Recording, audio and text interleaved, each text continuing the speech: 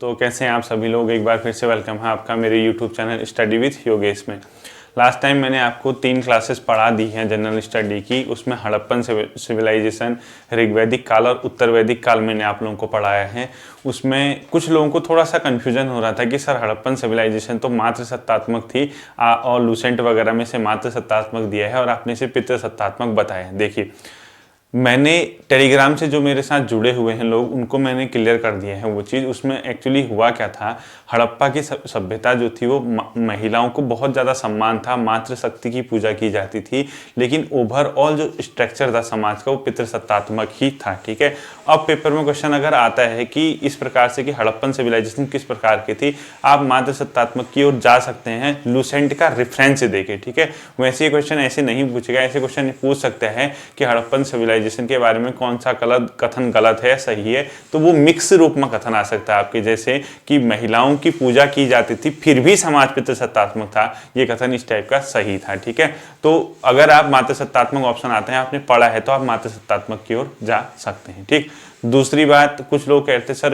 यमुना नदी का उल्लेख आपने कहीं पे एक जगह, मतलब हमने पढ़ा है ये 3 जगह हुआ था और वो एक जगह लिखा था। देखिए, अब आपके एग्जामिनर पे डिपेंड करता है वो कैसे इस क्वेश्चन को देता है। ठीक है, जो एनसीईआरटी दे रही है वो 1 दे रही है, बहुत सी किताबें 3 जगह दे रही हैं। ठीक है, अब ये कन्फ्यूजन की स्थिति क्रिएट होती है। अगर दोनों ऑप्शन आते हैं तो आपने जो पढ़ा है 3 की ओर आप जा सकते हैं, और कहीं अगर 3 ऑप्शन नहीं आता है फिर 1 की ओर जाना हो सकता है। ठीक है, हो सकता है जो आपने पढ़ा हो, जो मतलब एनसीईआरटी आधार पर मैंने पढ़ा है, वो सिर्फ ऋग्वेद में वर्णन हो सकता है यमुना नदी का एक जगह, बाकी वैदिक पीरियड वो चारों को ले रहा होगा, सामवेद, अथर्ववेद, ये सब चीजें। वो मैंने आपके कमेंट में भी दिया था, पुरानी वीडियो में, आप कमेंट में पढ़ लेना। ठीक, तो आज से जो हमारा सेशन शुरू होगा वो उत्तराखंड की क्लास का होगा।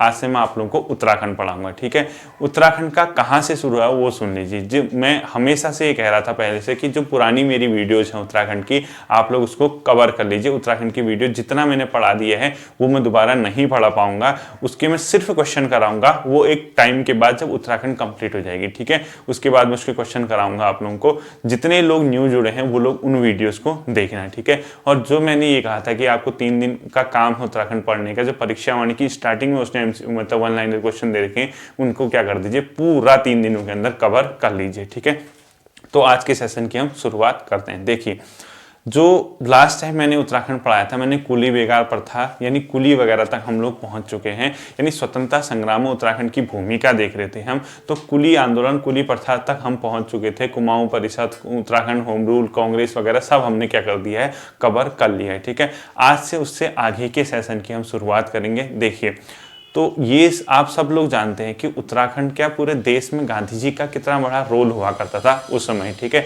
गांधी जी, यहाँ की राजनीति तब ज्यादा प्रभावित हुई जब गांधी जी का उत्तराखंड पे क्या हुआ, आगमन हुआ, और उससे क्वेश्चन पूछता भी है। ठीक है, पहली बार तो कब आए थे आप लोगों को पता ही है, लगभग 1915 के आसपास उत्तराखंड में आए थे, 5 अप्रैल 1915। ठीक है, ये आपको डेट मिलेगी, 5 अप्रैल 1915 के आसपास गांधी जी पहली बार कहाँ आए थे, उत्तराखंड में उनका आगमन हुआ था। वो देहरादून वगैरह के इलाके में आए थे, लेकिन उनका जो मेन आगमन माना जाता है, जो बाद में वो आए थे, यानी जब वो सविनय अवज्ञा आंदोलन वगैरह चल रहा था, यानी उससे जो जस्ट पहले उत्तराखंड में आए थे, वो डेट आप लोगों से पूछता है, वो था 1929, यानी 14 जून 1929 को, यानी 14 जून 1929 को गांधी जी का कहाँ हुआ था, उत्तराखंड पे कुमाऊं वगैरह के इलाके में अलग अलग जगह उनका आगमन हुआ था। कब हुआ था, 14 जून 1929। ठीक, जब उत्तराखंड में गांधी जी इस टाइम आए थे तो आप लोगों ने एक चीज सुनी होगी, बहुत प्रसिद्ध चीज उन्होंने लिखी, अनासक्ति योग गीता पे उन्होंने टीका लिखा था। ठीक है,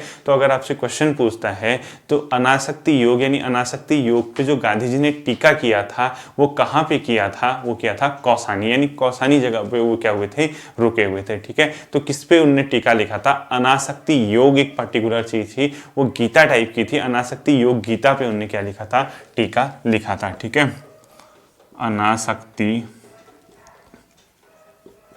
अनासक्ति योग पे क्या किया था, उन्होंने टीका लिखा था। किसने, महात्मा गांधी ने। ठीक है, और ये कहाँ लिखा गया था, कौसानी में।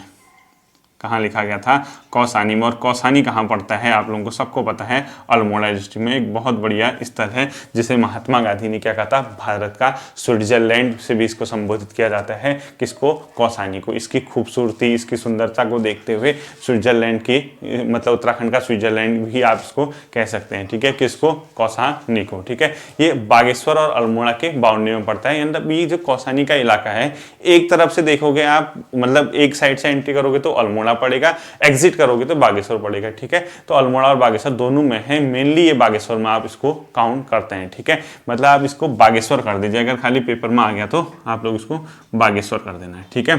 आपको अल्मोड़ा मतलब वो बाउंड्री में ही, मतलब शहर दोनों, छोटा सा एक कस्बा टाइप का है, दोनों सीमाओं पे पड़ता है, ठीक है। तो अनासक्ति योग पे कहाँ गांधी जी ने टीका लिखा था, वो लिखा था कौसानी में, ठीक है। तो महात्मा गांधी इस समय जो कौसानी उनका आगमन हुआ था, एक प्रसिद्ध जगह पे रुके थे जिसका बाद में क्या नाम दिया गया, अनासक्ति आश्रम, ठीक है। अगर आपसे पूछता है कौसानी दौरे के दौरान महात्मा गांधी जिस आश्रम में रुके थे उसका क्या नाम था, आप बताओगे, अनासक्ति आश्रम। क्या बताओगे, अनासक्ति आश्रम में महात्मा गांधी जी ने क्या किया था, वहां पे वो ठहरे हुए थे, ठीक है। कौन, महात्मा गांधी। अब देखिए इन पूरे इलाकों जैसे नैनीताल, हल्द्वानी, रानीखेत, कौसानी जो इलाके थे, महात्मा गांधी जब गए थे उसके बाद वो वापस दिल्ली लौटे थे। जब वो दोबारा आए थे, वो यहाँ उत्तराखंड में उनका आगमन फिर से होता है, और वो होता है सविनय अवज्ञा आंदोलन के दौरान, ठीक है।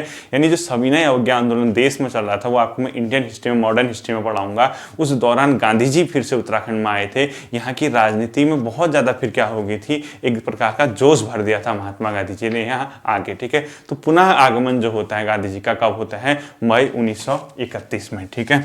महात्मा गांधी का फिर से उत्तराखंड में आगमन कब होता है, मई 1931 में होता है। और उस समय पूरे देश में क्या चल रहा होता है, महात्मा गांधी द्वारा एक आंदोलन चलाया गया होता है, उसको सविनय अवज्ञा आंदोलन कहते हैं, ठीक है। मैं आप लोगों को पढ़ाऊंगा इसको मॉडर्न हिस्ट्री के अंदर जिस टाइम इसका नंबर आएगा। सविनय अवज्ञा आंदोलन चल रहा था, मई 1931 में गांधी जी आए थे। तो उसी दौरान उनकी मुलाकात होती है एक संयुक्त प्रांत, उस टाइम तो पूरा एक इलाका था, इसका संयुक्त प्रांत बोलते हैं। तो संयुक्त प्रांत का एक गवर्नर था जिसका नाम था मालकन हेली, ठीक है। किसके साथ महात्मा गांधी की मुलाकात होती है, संयुक्त प्रांत के गवर्नर मालकन हेली। उम्मीद करता हूं आज आपको थोड़ा दिख रहा होगा बोर्ड में लिखा हुआ, ठीक है। मालकन हेली के साथ इसकी मुलाकात हुई थी महात्मा गांधी की, जो कि संयुक्त प्रांत का मतलब हुआ था यूपी का जो पूरा इलाका था उस टाइम, उत्तर प्रदेश का इलाका, वो पूरा संयुक्त प्रांत कहलाता था। यहाँ का एक गवर्नर था मालकन हेली से महात्मा गांधी की मुलाकात हुई। देखिए पहली बार आगमन 5 अप्रैल 1915 देहरादून के इलाके में। बाद में गांधी जी यहाँ कब आए थे, 14 जून 1929 को आए थे। और यहाँ पे उन्होंने कौसानी में अनासक्ति योग पे एक टीका लिखी थी। और कौसानी बागेश्वर में बढ़ता है, इसको भारत का स्विट्जरलैंड करके उन्होंने संबोधित किया था, ठीक है। और जो अनासक्ति मतलब ये कौसानी आगमन हुआ था, कुमाऊं आगमन हुआ था, उस समय महात्मा गांधी कहाँ रुके थे पूछता है तो अनासक्ति आश्रम में, ठीक है। बाद में सविनय अवज्ञा आंदोलन के बाद वो फिर उत्तराखंड आए मई 1931 में, और संयुक्त प्रांत के गवर्नर मालकन हेली के साथ उनकी क्या हुई थी उस टाइम, मुलाकात भी हुई थी, ठीक है। आपको पता होना चाहिए। अब देखिए देश में पूरा एक स्वतंत्रता को लेकर, स्वाधीनता को लेकर आंदोलन चल रहा था। पूरा भारतवर्ष बड़े बड़े नेताओं के रूप में मतलब आगे आ रहा था। ब्रिटिश के साथ असहयोग किया जा रहा था, ब्रिटिश के आज्ञाओं की अवहेलना की जा रही थी, स्वतंत्रता के लिए लगातार मांग की जा रही थी, विदेशी वस्तुओं का बहिष्कार किया जाता था, अंग्रेजी सरकार के खिलाफ आवाज़ें बुलंद की जा रही थी, हड़तालें हो रही थी, लोग तो इस्तीफे दे रहे थे सरकारी पदों से।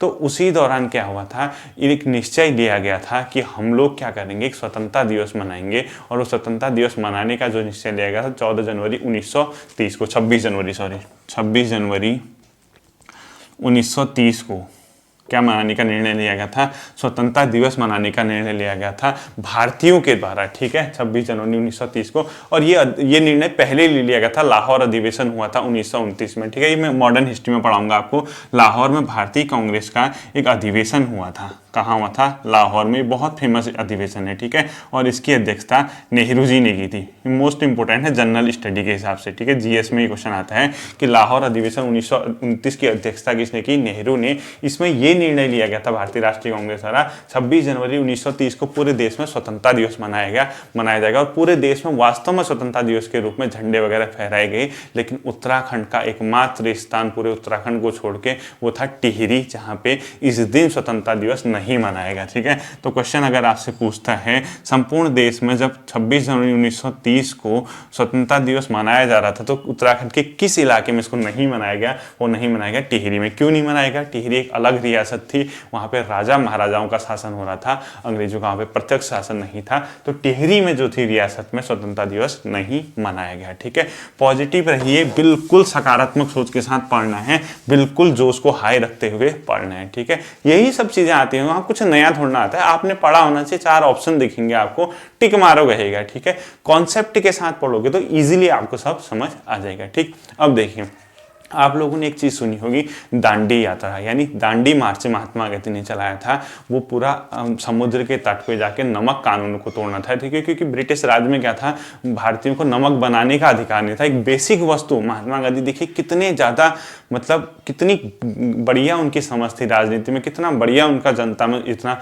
उन्होंने किस चीज को पकड़ा, नमक। उन्होंने ये कह के जनता को लामबंद किया, एक गवर्नमेंट जो आपको आपके अधिकार, बेसिक चीज नमक नहीं बनाने दे रही है, वो क्या आपको आप पे राज करेगी यार, क्या आपके लिए अच्छा राज करेगी। ठीक है, तो नमक बनाने को लेकर उन्होंने समुद्र मतलब एक दांडी यात्रा निकाली थी। आपको दांडी यात्रा में पढ़ाऊंगा 1929 जब भी है।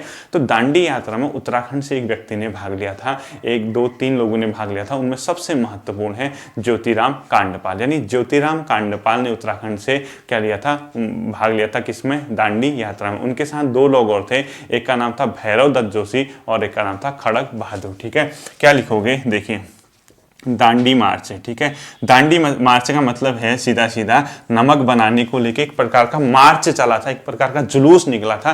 भारत के अलग अलग इलाकों में ये सब हो रहा था, नमक बना के समुद्र तट पे जाके, क्योंकि ब्रिटिश ने ये अधिकार नहीं दिया था कि आप लोग नमक बना सकते हैं। तो गांधी जी ने लोगों को लेकर समुद्र तट पे पहुंच के लंबी पैदल यात्रा की, बहुत मतलब पढ़ाऊंगा आपको मैं। तो दांडी मार्च में उत्तराखंड से उस मार्च में लोग शामिल हुए थे, उनके नाम लिख लीजिए, ये क्वेश्चन आपसे पूछता है। ठीक है, क्या क्या लिखोगे, ज्योतिराम कांडपाल, ज्योतिराम कांडपाल। ठीक है, ज्योतिराम कांडपाल। एक लिख लीजिए भैरव दत्त जोशी, भैरव दत्त, उम्मीद करता हूं आप लोगों को दिख रहा होगा। ठीक है, जोशी और खड़ग बहादुर, खड़ग बहादुर। ठीक है, ये देखिए, अब ऐसी क्वेश्चन तो पेपर में आते हैं, एक ही क्वेश्चन अगर आप सही करके आओगे तो फिर क्या दिक्कत है, कौन सा 40 में से 40 लेके आने, आपको उत्तराखंड में 30-32 नंबर लेके आओगे, काम हो जाएगा। ठीक है, क्वेश्चन पूछेगा दांडी मार्च में उत्तराखंड के किन व्यक्तियों ने महात्मा गांधी के साथ भाग लिया था, ज्योतिराम कांडपाल, भैरव दत्त जोशी और खड़ग बहादुर। और क्वेश्चन क्या आएगा, इनमें से किसने नहीं लिया था, एक अलग ऑप्शन दे देगा, उसका आप टिक मानना है। ठीक है, तो जो ज्योतिराम कांडपाल था वो इसलिए इंपोर्टेंट हो जाते हैं कि ये गांधी जी के साथ जेल भी गए थे। ठीक है, अब देखिए थोड़ा यहाँ पे आपका क्वेश्चन कंफ्यूज आपको कर सकता है, इनमें से भी ज्योतिराम कांडपाल क्या थे, गांधी जी के साथ वो कहाँ गए थे, जेल गए थे। ठीक है, आप क्वेश्चन क्या पूछ सकते हैं, दांडी मार्च के दौरान जो महात्मा गांधी के साथ जेल जाने वाला व्यक्ति उत्तराखंड से कौन था, ज्योतिराम कांडपाल था। ऑप्शन ये भी आएंगे। तो ज्योतिराम कांडपाल इसलिए इंपोर्टेंट हो जाते हैं क्योंकि वो कहाँ गए थे, महात्मा गांधी के साथ उनको जेल भी हुई थी। ठीक है, तो देखिए अब उत्तराखंड है, समुद्री इलाका तो है नहीं यहाँ पे, जो यहाँ पे समुद्र से संबंधित यानी नमक से संबंधित कानून बनाया जाए, या नमक मतलब कानून बना के तोड़, नमक बना के कानून तोड़ा जाए, तो समुद्री नहीं तो नमक कहाँ से बनेगा। ठीक है, तो हुई थी सांकेतिक रूप में नमक आंदोलन का विरोध हुआ था, मतलब दांडी मार्च से चलाया गया था, लेकिन मुख्यतः यहाँ पे जो आंदोलन था वो जंगलात कानून की ओर मुड़ गया। ठीक है, अगर आपसे ये पूछता है जब संपूर्ण देश में नमक कानून का विरोध किया जा रहा था, यानी नमक बनाने की प्रक्रिया चल रही थी, उत्तराखंड में किस रूप में वो आंदोलन दिखा, तो आप क्या बताओगे, जंगलात कानून के रूप में। ठीक है, वनों से संबंधित जो कानून थे, जंगलात कानून। ठीक है, वनों से संबंधित जो कानून थे उसके रूप में यहाँ पे क्या दिखाई दिया आपका, ये दांडी मतलब जो नमक संबंधी जो यात्रा थी, दांडी यात्रा थी, नमक संबंधी कानून तो होता नहीं था, तो जंगलात कानून के रूप में यहाँ पे क्या दिखाई दी, प्रतिक्रिया दिखाई दी। उत्तराखंड में नमक के रूप में, नमक आंदोलन जो था, ठीक है, जंगलात के रूप में दिखाई दिया। ठीक, और इसका जो नेतृत्व क्या था, वो क्या था, पंडित गोविंद वल्लभ पंत के द्वारा। ठीक है, किसने, पंडित, पुरानी वीडियो देख लेना इसीलिए कहा था मैं। ठीक है, जो मेरे से पहले से जुड़े हैं वो सब समझ रहे होंगे, पंडित गोविंद वल्लभ पंत। ठीक है, गोविंद वल्लभ पंत के द्वारा। ठीक, अब देखिए जंगलात कानून का मतलब फॉरेस्ट से संबंधित बहुत कानून ब्रिटिश गवर्नमेंट ने बनाए थे, उसका विरोध किया गया, वो है जंगलात कानून। ठीक है, पंडित गोविंद बल्लभ पंत ने इसकी क्या की थी, अध्यक्षता यानी इसके नेतृत्व में किया जाना था। ठीक है, अब देखिए कानून वगैरह तो बन रहे थे, अलग अलग लोगों की यहाँ उत्तराखंड में गिरफ्तारी भी हुई थी, तो इन्हीं में से एक गिरफ्तारी चंपावत से हुई थी, जिनका नाम था हर्षदेव जोशी, हर्षदेव ओली, सॉरी। ठीक है, हर्षदेव जोशी तो आपका चंद्रवंश में था, हर्षदेव ओली यानी हर्षदेव ओली चंपावत के इलाके से गिरफ्तार हुए थे इसी दौरान। यानी कब, जब ये नमक कानूनों का विरोध हो रहा था, जंगलात कानून का विरोध हो रहा था, तो चंपावत से एक प्रसिद्ध व्यक्ति हर्षदेव ओली गिरफ्तार किए गए थे। और ये हर्षदेव ओली इसलिए अब इंपॉर्टेंट हो जाता है, इनको बाद में गांधी इरविन समझौते के दौरान छोड़ा गया था। ठीक है, किस इरविन समझौते के दौरान, गांधी इरविन समझौता का हुआ था मार्च 1931 में। ठीक है, गांधी इरविन समझौता, गांधी इरविन समझौता, ये इंडियन हिस्ट्री का क्वेश्चन है। ठीक है, गांधी इरविन समझौता कब हुआ था, मार्च, शायद 5 मार्च है, देख लेना, मैं पढ़ाऊंगा आपको जब भी आएगा, अभी इतना याद रखिए। गांधी और इरविन कौन था, भारत का गवर्नर था उस टाइम, इनके बीच एक समझौता हुआ था। उस समझौते के बिंदु थे कि जो मतलब गिरफ्तार किए गए उनको रिहाई की जाए, और कुछ बार्गेनिंग वगैरह चल रही थी, तो उसी इरविन समझौते के साथ हर्षदेव ओली भी क्या हुए थे, मतलब उनको रिहाई मिली थी। अब क्वेश्चन क्या पूछ सकता है, उत्तराखंड से किस व्यक्ति को जो सजा हुई थी वो गांधी इरविन समझौते के तहत उसको रिहाई मिली थी, तो वो क्वेश्चन क्या हो सकता है आपका, हर्षदेव ओली। ठीक है, याद रखना है इसको, जो चंपावत से अपना संबंध रखते थे। ठीक, अब देखिए जो पंडित गोविंद बल्लभ पंत थे उनको भी गिरफ्तार किया गया था, और उनकी गिरफ्तारी हुई थी 26 मई 1930 को। ठीक है, लिख लीजिए, पंडित गोविंद बल्लभ पंत की कब हुई थी, 26 मई 1930 को इनकी क्या हुई थी, गिरफ्तारी हुई थी। और ये जब गिरफ्तार हुए थे तो इनकी जगह जो आंदोलन का नेतृत्व था उत्तराखंड में जो चल रहा था, वो क्या था, इंद्र सिंह नयाल ने। ठीक है, किसने किया था, इंद्र सिंह नयाल, इंद्र सिंह नयाल। ठीक है, देखिए पंडित गोविंद बल्लभ जी बी पंत लिख देता हूँ। ठीक है, पंडित गोविंद बल्लभ पंत ये कब गिरफ्तार हुए थे, 26 मई 1930 को। जब ये गिरफ्तार हुए तो इंद्र सिंह नयाल ने क्या किया था, यहाँ पे जो विरोध प्रदर्शन होते ब्रिटिश सरकार के खिलाफ, उसका नेतृत्व किया था। ठीक है, इसको ध्यान आप लोग रखना। ठीक, ये तो थी बेसिक चीजें। अब देखिए इसी दौरान 1930 के आसपास एक बहुत फेमस घटना होती है, जिसको बोला जाता है अल्मोड़ा नगर पालिका की घटना। क्या बोला जाता है, अल्मोड़ा नगर पालिका की घटना। ठीक है, नगर पालिका की घटना, आखिर ये क्या चीज़ है। ठीक है, और ये हुई थी 1930 में। ठीक, कब हुई थी, 1930 में। ठीक है, अभी बताता हूँ क्या हुआ था। देखिए 1930 के दौरान जब अलग अलग जगहों पे विरोध हो रहा था, तो अल्मोड़ा में भी एक जुलूस निकाला गया था, एक मार्च निकाला गया था। और वो मार्च इसलिए था कि इन लोगों की जो नेतृत्व करता थे या जो जनता थी, उनकी ये मांग थी कि हमें नगर पालिका, अल्मोड़ा नगर पालिका नंदा देवी के प्रांगण में था उस टाइम पे, वहाँ पे क्या करना है, हमें अपना भारत का झंडा फहराना है। ठीक है, अब वहाँ तो ब्रिटिश रूल था, अब वो झंडा क्यों फहराने देते। ठीक है, तो 26 मई 1930 को एक घटना घटती है। 26 मई 1930 को अल्मोड़ा नगर पालिका में एक बहुत बड़ा जुलूस निकलता है नगर पालिका में। और वो क्यों होता है, पूछता है अल्मोड़ा नगर पालिका की घटना, तो तिरंगे को फहराने के लिए। ठीक है, कहाँ तिरंगा फहराना था, तिरंगा फहराना चाहते थे। ठीक है, फहराना। ठीक है, और कहाँ फहराना चाहते थे, अल्मोड़ा नगर पालिका में। कहाँ, अल्मोड़ा नगर पालिका। ठीक है, अल्मोड़ा नगर पालिका में तिरंगा फहराने को लेके 26 मई 1930 के आसपास एक बहुत बड़ा जुलूस निकलता है। और उसमें जो नेतृत्व करते हैं वो कुछ लोग करते हैं, जिसमें क्या होता है, एक आपका नाम जुलूस के नेतृत्व मोहन जोशी, दूसरा शक्तिलाल त्रिवेदी। ठीक है, शांतिलाल त्रिवेदी, इस मोहन जोशी का नाम विक्टर मोहन जोशी भी है। ठीक है, मोहन जोशी और शांतिलाल त्रिवेदी, शांतिलाल त्रिवेदी। ठीक है, इन्होंने क्या किया था, इस जुलूस का नेतृत्व किया था। और ये घटना कब की होती, क्यों होती है कि तिरंगा फहराने की इनकी मांग थी। और नगर पालिका जो अध्यक्ष थे उस टाइम पे, वो कौन थे, नगर पालिका अध्यक्ष ओकले थे। ठीक है, कौन थे, ओकले, ओकले थे। बाद में देखिए जब उतने जनसमूह आया, जब उसको एक मतलब चैलेंज किया गया कि शांतिलाल त्रिवेदी ने जो नंदा देवी के प्रांगण में था उस टाइम उसकी अध्यक्षता की थी, यानी जो जुलूस आ रहा था उसको संबोधित किया था इस नंदा देवी प्रांगण में, इन्होंने अध्यक्षता की थी शांतिलाल त्रिवेदी ने। तो क्या हुआ था, ओकले जो थे, ओकले साहब थे उस टाइम अध्यक्ष थे, इन्होंने चैलेंज किया था नहीं फहराने दिया झंडा तो हम लोग यहाँ पे क्या करेंगे, आंदोलन वगैरह करेंगे। ठीक है, इसके बाद क्या होते हैं, देखिए ये अल्मोड़ा नगर पालिका की घटना आप लोग याद रखना। ठीक है, एक महत्वपूर्ण उसके बाद जो घटना होती है उस घटना का नाम था पेशावर कांड। पेशावर कांड, ठीक है।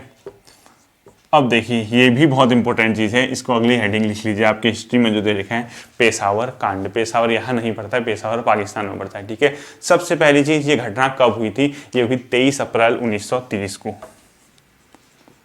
23 अप्रैल 1930 को। ठीक है, कब हुई थी पेशावर घटना, 23 अप्रैल 1930 को हुई थी। ठीक है, अब देखिए जो पेशावर घटना थी वो क्यों हुई थी। एक व्यक्ति थे जिसको फ्रंटियर गांधी या सीमांत गांधी कहा जाता था, उसका नाम था खान अब्दुल गफ्फार खान। वो यहाँ के नहीं है, ठीक है, वो इंडियन हिस्ट्री से जुड़ते हैं। उसका नाम था खान अब्दुल गफ्फार खान। ठीक है, खान अब्दुल गफ्फार खान का नाम क्या था, फ्रंटियर गांधी।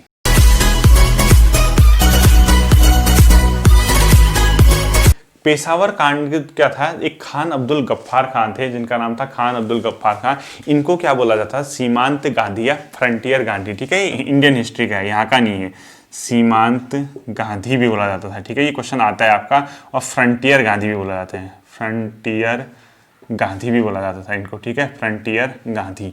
अब देखिए जो खान अब्दुल गफ्फार खान थे, इनके नेतृत्व में पेशावर में क्या होता है, एक जुलूस प्रदर्शन हो रहा था, एक विरोध प्रदर्शन हो रहा था। ठीक है, तो वहां पे जो विरोध प्रदर्शन हो रहा था, वहां पे जो गढ़वाल मतलब रेजिमेंट क्या की गई थी, ब्रिटिश सरकार द्वारा तैनात की गई थी, और उस गढ़वाल रेजिमेंट का नाम था 2/18। ठीक है, क्या थी, 2/18 गढ़वाल रेजिमेंट, जैसे रेजिमेंट के नाम थे। ठीक है, गढ़वाल रेजिमेंट। ठीक है, ये वहां पे क्या थी, तैनात थी, कहां, पेशावर में। और इसका जो नेतृत्व कर रहा था वो कौन था, वीर चंद्र सिंह। ठीक है, क्या था, वीर तो बाद में बोला गया, आप ये मान के लिए चंद्र सिंह भंडारी। ठीक है, चंद्र सिंह क्या था, वीर चंद्र सिंह भंडारी। मतलब आप ये मान के चलिए, देखिए पेशावर कांड का हुआ था 23 अप्रैल 1930।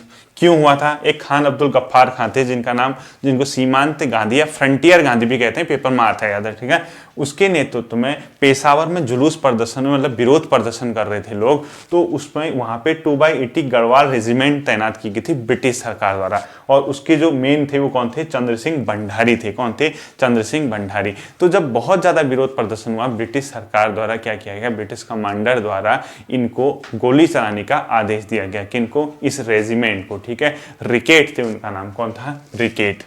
ब्रिटिश कमांडर कौन था, रिकेट।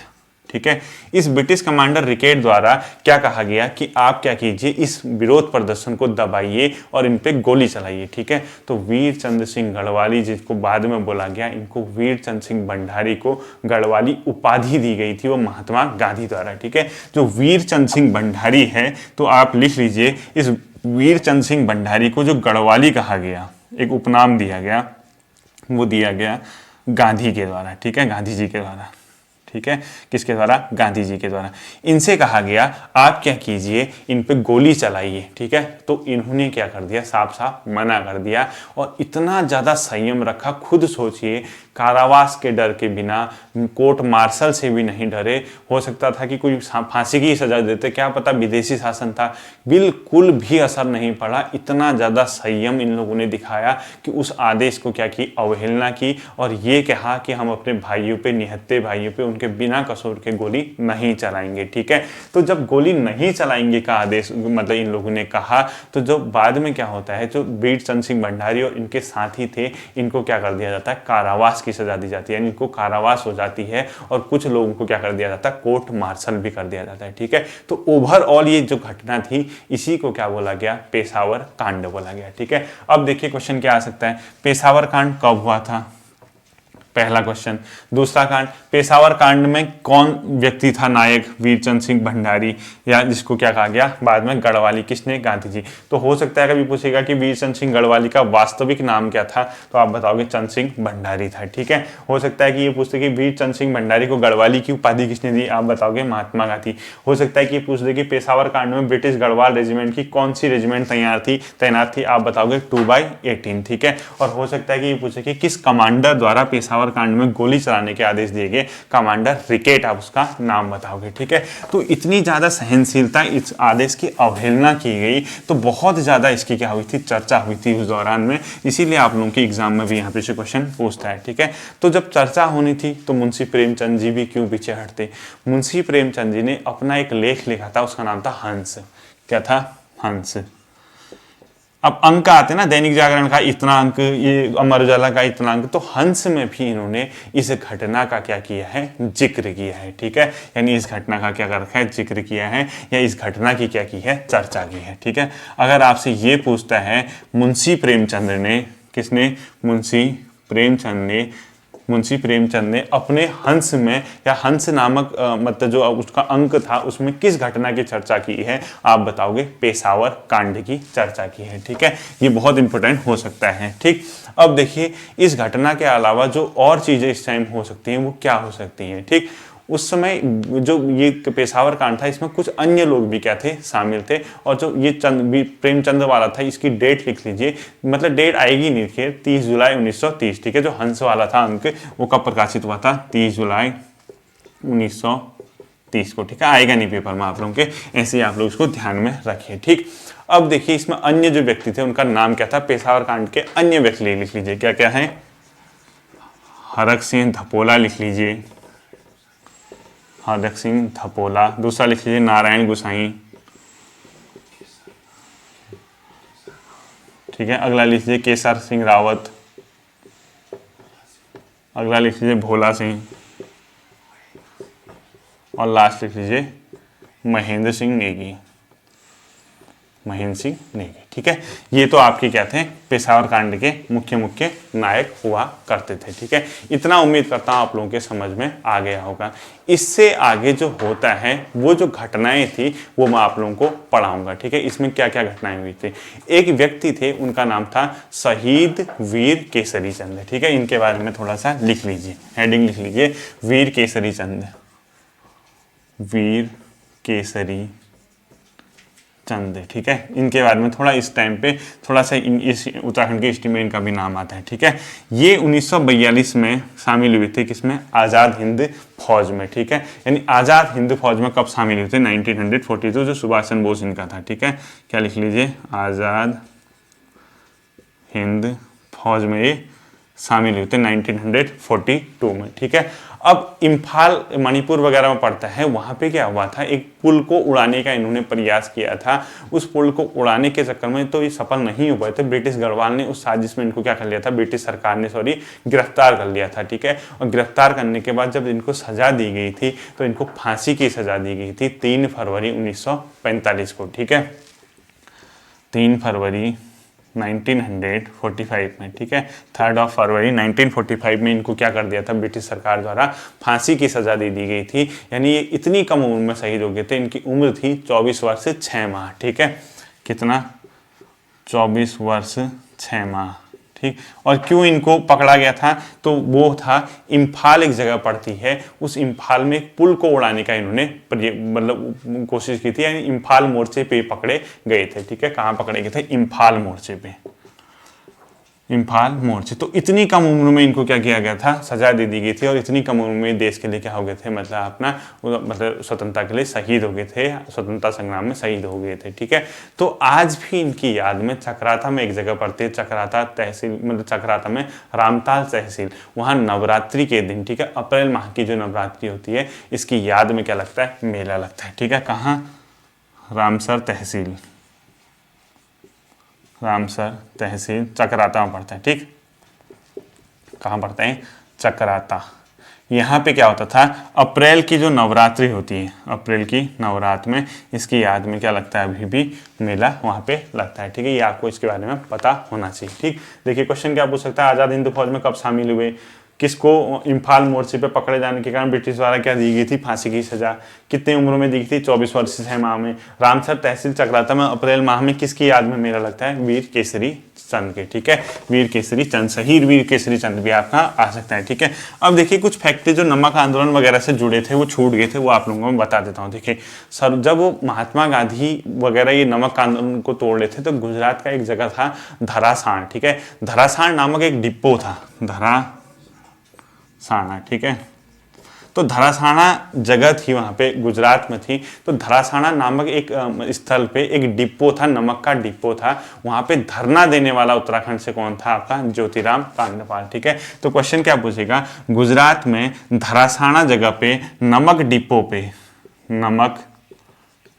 पे धरना देने वाला उत्तराखंड का व्यक्ति कौन था, ज्योतिराम कांडपाल। ठीक है, ज्योतिराम कांडपाल। ठीक है, उसके बाद इनको क्या कर दिया गया, महात्मा गांधी ने इनसे आग्रह किया अब आप अपने मतलब उत्तराखंड जाइए, वहाँ पे मतलब नेतृत्व को संभालिए, वहाँ पे काम कीजिए। तो ये वहाँ से लौटने के बाद, कहाँ से, गुजरात से लौटने के बाद गांधी जी के अनुरोध पे इन्होंने एक मंदिर की स्थापना की, एक आश्रम की स्थापना की, जिसका नाम है उद्योग मंदिर आश्रम। ठीक है, अगर आपसे पूछता है उद्योग मंदिर आश्रम की स्थापना किसने की, उद्योग मंदिर आश्रम।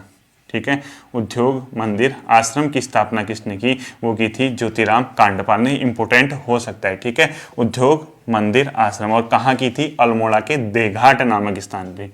कहाँ की थी, देघाट, और देघाट कहाँ पड़ता है, अल्मोड़ा में। ठीक है, अल्मोड़ा में। ठीक, और इन्होंने यहाँ कताई और बुनाई का कार्य शुरू किया, रचनात्मक कार्य के हिसाब से। ठीक है, कताई बुनाई का कार्य ने शुरू किया। उद्योग मंदिर आश्रम पूछता है किसने किया था, आपको पता होना चाहिए। ठीक है, किसने किया था, ये ज्योतिराम कांडपाल ने। ठीक है, उम्मीद कर रहा हूँ आप लोगों को ये समझ में आ रहा होगा। ठीक है, अब देखिए जो गांधी जी जब यहाँ पे से गए 1931 में, उन्होंने यहाँ एक व्यक्ति को भेजा था, बहुत इंपॉर्टेंट हो सकता है आप लोगों के लिए, उसका नाम है शांति लाल त्रिवेदी। ठीक है, अगर क्वेश्चन आता है गांधी जी ने उत्तराखंड में नेतृत्व के लिए किसे भेजा था आंदोलन के दौरान, शांतिलाल त्रिवेदी। ठीक है, क्या था उसका नाम, शांतिलाल त्रिवेदी। ठीक है, ये महात्मा गांधी ने भेजा था इसको यहाँ उत्तराखंड की राजनीति में। ठीक है, शांतिलाल त्रिवेदी ने, और इसी के बदौलत चनौदा में 1937 में किसकी स्थापना की, गांधी आश्रम की। ठीक है, अगर आपसे पूछता है, चनौदा अल्मोड़ा में पड़ता है। ठीक है, कौसानी के पास ही है, चनौदा अल्मोड़ा में पड़ता है, कहाँ, अल्मोड़ा। कब, 1937 में इसने क्या की थी, गांधी आश्रम की स्थापना, गांधी आश्रम। इस क्वेश्चन को ध्यान देना आप, ये जो शांतिलाल त्रिवेदी था महात्मा गांधी द्वारा भेजा गया था यहाँ उत्तराखंड में। ठीक है, तो चनौदा में इसने अल्मोड़ा में 1937 में गांधी आश्रम की स्थापना की, जो कहाँ पड़ता है, कौसानी के पास, यानी अल्मोड़ा डिस्ट्रिक्ट में, आप इसको मान के चलिए। ठीक है, अब देखिए गांधी आश्रम की स्थापना पता हो गया, अल्मोड़ा नगर पालिका की घटना आपको पता होगी, विक्टर मोहन जोशी और शांतिलाल त्रिवेदी वगैरह इसमें क्या कर रहे थे, यहाँ पे इसका नेतृत्व कर रहे थे। ठीक है, कुछ और व्यक्ति भी हैं, उतना आप लोगों के आएगा नहीं, उसको आपने पढ़ने की जरूरत भी नहीं है, आपको किताब में मिल जाएगा। कोई जैसे रविंद्र प्रसाद अग्रवाल हैं, पद्मादत्त तिवारी जी हैं, ये सब चीज़ें हैं, वो पेपर में आएगा नहीं इतना। ठीक है, अब देखिए गांधी जी ने एक व्यक्ति की बहुत प्रशंसा की थी, उसका नाम था विक्टर मोहन जोशी। और आपके क्वेश्चन आ सकता है जो मुझे व्यक्तिगत तौर पे लगता है, अगर आपसे ये क्वेश्चन पूछता है महात्मा गांधी ने किसकी प्रशंसा में ये कहा था कि ये हिंदू ईसाई समुदाय की उत्कृष्टता का क्या है, अपने आप में उत्कृष्ट पुरुषों में एक है। ठीक है, यानी अगर क्वेश्चन पूछता है भारतीय ईसाई समुदाय के उत्कृष्ट पुरुषों में एक कौन है, विक्टर मोहन जोशी, और महात्मा गांधी ने कहा था। ठीक है, इसका नाम विक्टर मोहन जोशी भी है। ठीक, मोहन जोशी। अब ठीक है, अब क्वेश्चन कैसे आएगा, देखिए अब क्वेश्चन आएगा महात्मा गांधी ने किसे भारतीय ईसाई समुदाय का उत्कृष्टतम पुरुषों में से एक माना, तो मोहन जोशी। ठीक है, यह क्वेश्चन आ सकता है कि मोहन जोशी को किसके द्वारा भारतीय ईसाई पुरुषों का उत्कृष्टतम पुरुषों में मतलब एक माना गया, गांधी जो भी आता है। ठीक है, ओवरऑल आपको गांधी का सेंटेंस याद रखना है, बाकी वो कुछ भी पूछे उससे क्वेश्चन मतलब ध्यान उस पर नहीं देना है। ठीक है, अब देखिए एक जगह थी यहाँ पे, जैसे ये लोग तिरंगा विरंगा फहरा रहे थे नगर पालिका में, एक और जगह थी 1930 में, जौहरी खाल जगह पड़ती है, 28 जून 1930 को। ठीक है, जौहरी खाल में भी तिरंगा फहराया गया था स्कूल में। ठीक है, 28 जून 1930 को जौहरी खाल, किसके नेतृत्व में, जयानंद जौहरी खाल। ठीक है, जौहरी खाल स्कूल में जो झंडा फहराया गया था वो किसके नेतृत्व में, जयानंद भारती व अन्य, ठीक है, जैनन भारती प्लस अन्य के नेतृत्व में क्या किया गया था, यहाँ पे झंडा फहराया गया था। उम्मीद करता हूँ ये आपको समझ में आया होगा, ठीक है। अब देखिए जैसे यहाँ पे आंदोलन वगैरह हो रहे थे, अलग अलग जगहों पे लोगों ने गिरफ्तारी दी, वो पढ़ना नहीं है। जैसे सालम पे दे रखा था उसने दुर्गादत्त पांडे जी, उसके अलावा सल्ट पे दे रखा उसने गंगादत्त ने गिरफ्तारी दी सविनय अवज्ञा आंदोलन के दौरान। पिथौरागढ़ में दे रखा उसने कृष्णानंद और प्रयाग दत्त पंत, ठीक है। मेरे बोलते बोलते लिख लीजिए अगर आपको लिखना है। और कपकोट में उसने दे रखा था टीकाराम, ठीक है। इन लोगों ने गिरफ्तारी दी, वो सब छोड़ दीजिए। मेन चीज है सविनय अवज्ञा आंदोलन में सर्वाधिक योगदान किस इलाके का रहा, वो था सल्ट, इसको लिख लीजिए, ठीक है। सविनय अवज्ञा आंदोलन में सर्वाधिक योगदान किस इलाके का रहा, सल्ट। मतलब एक प्रकार की अल्मोड़ा डिस्ट्रिक्ट में काफी ज्यादा क्या हुआ था, केंद्र रहा था। आगे आपको सल्ट की घटना भी बताऊंगा। तो सविनय अवज्ञा आंदोलन के दौरान बहुत ज्यादा क्या रहा था, चर्चित रहा था, ठीक है।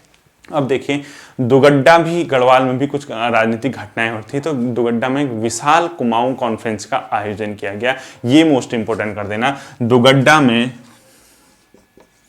दुगड्डा में विशाल कुमाऊं कॉन्फ्रेंस हुआ था, ठीक है। विशाल कुमाऊं कॉन्फ्रेंस का अध्यक्ष कौन था, यानी किसके अध्यक्षता में विशाल कुमाऊं कॉन्फ्रेंस हुई थी, आप लोग इसको नोट कर लीजिए। ये हुई थी पंडित गोविंद बल्लभ पंत की अध्यक्षता में, ठीक है, गोविंद बल्लभ पंत, ठीक है। मैंने क्या कहा था, दुगड्डा में विशाल कुमाऊं कॉन्फ्रेंस की जो मीटिंग हुई थी वो किसकी अध्यक्षता में हुई थी, गोविंद बल्लभ पंत की अध्यक्षता में हुई थी। यही 1930-31 के आसपास, ठीक है। और बागेश्वर में फिर धीरे धीरे महिलाओं ने भी क्या किया था, सम्मेलन किया था। बागेश्वर में महिलाओं का सम्मेलन लिख लीजिए, जनवरी 1930 में, ठीक है। बागेश्वर में महिलाओं का सम्मेलन हुआ। उसके बाद ये महिलाएं क्या चलेगी, विदेशी वस्त्रों के बहिष्कार करने के लिए कुंती वर्मा के नेतृत्व में हल्द्वानी गई थी, ठीक है। कुंती वर्मा के नेतृत्व में, और अन्य महिलाएं कहाँ गई थी, हल्द्वानी गई थी। और वहाँ उन्होंने विदेशी वस्तुओं का बहिष्कार किया, ब्रिटिश सरकार का बहिष्कार किया। तो उसमें बहुत सी महिलाओं को क्या किया गया, ब्रिटिश द्वारा गिरफ्तार किया गया। जिनमें कौन कौन सी थी लिख लीजिए, कुंती वर्मा, मंगला देवी लिख लीजिए एक, ठीक है। जैसे आप लोग नाम लिख लीजिए, मैं पूरा लिखाऊंगा नहीं, ठीक है। एक तो लिख लीजिए कुंती वर्मा, दूसरा लिख लीजिए मंगला देवी, एक लिख लीजिए भागीरथी देवी, ठीक है, एक लिख लीजिए जीवंती देवी, एक लिख लीजिए पद्मा देवी, ठीक है, और एक धनी देवी, ठीक है। ये सब के सब गिरफ्तार हुई थी। और ये उत्तराखंड में, कुमाऊं में या उत्तराखंड में महिलाओं की पहली राजनीतिक गिरफ्तारी थी, ठीक है। जो मैंने आपको नाम बताई, आपको पता होना चाहिए, ठीक है। अब देखिए उत्तराखंड में तो हो ही रहा था, देश में भी अलग अलग जगह से मतलब जो घटनाएं होती उनमें उत्तराखंड के लोग जुड़े हुए थे। आपसे क्वेश्चन पूछता है, एक गड़ोदिया डकैती स्टोर कांड हुआ था, उसमें उत्तराखंड से किस व्यक्ति ने भाग लिया, पूछता है, वो था भवानी सिंह, ठीक है। क्या लिखोगे, गड़ोदिया स्टोर डकैती कांड में उत्तराखंड से किस व्यक्ति ने भाग लिया, भवानी सिंह, ठीक है। ये क्वेश्चन भी आपसे पूछता है। और ये कब हुआ था, 1930। एक तो आप लोगों को ये पता होना चाहिए। दूसरा कुछ चीज़ें थी, मतलब कुछ इसमें पहली मतलब ये जो घटना थी मतलब गड़ोदिया वाली, इसके अलावा कुछ और घटनाएं हुई थी जिसमें एक हिंदुस्तानी समाजवादी प्रजातांत्रिक संघ था, ठीक है। लिख लीजिए, हिंदुस्तानी समाजवादी प्रजातांत्रिक संघ तथा नौजवान सभा। क्या क्या लिखेंगे आप, हिंदुस्तानी समाजवादी प्रजातांत्रिक संघ कौमा नौजवान, मैं पूरा नहीं लिख रहा हूँ, ठीक है, भारत सभा, ठीक है, कौमा मद्रास बम कांड। इसमें किसने भाग लिया उत्तराखंड से, अगर आपसे पूछता है, ये क्वेश्चन आ सकता है आपसे, ये अगर इसमें किसने भाग लिया, इंद्र सिंह ने भाग लिया था, ठीक है, इंद्र सिंह, ठीक। और एक अंतिम फैक्ट आज का लिख लीजिए, वो लिख लीजिए ऊटी बैंक डकैती कांड, ठीक है, ऊटी बैंक डकैती कांड, ठीक है। इसमें किसने भाग लिया था, बच्चू लाल ने, ठीक है, बच्चू लाल ने इसमें भाग लिया था, ठीक है। ये फैक्ट थे आज की क्लास के आप लोगों के लिए, ठीक है। उम्मीद करता हूँ ये सेशन भी आप लोगों के समझ आया होगा, थोड़ा सा लेंदी रहा होगा, लेकिन कोर्स भी कंप्लीट करना है, आप लोग इसको रिवाइज कीजिए। जो नए जुड़े हैं मेरे साथ, रिक्वेस्ट करता हूँ उत्तराखंड की पुरानी वीडियोज़ को देखना, ठीक है। फिर मिलते हैं अगले सेशन में, तब तक के लिए थैंक यू, टेक केयर।